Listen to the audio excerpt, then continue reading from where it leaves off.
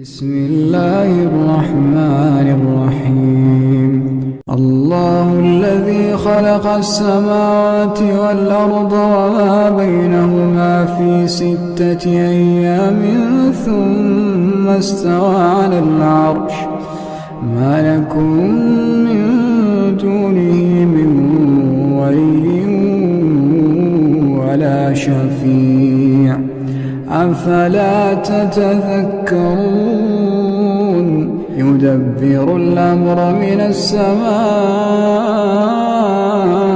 إلى الأرض ثم يعرج إليه في يوم كان مقداره 1000 سنة مما تعدون.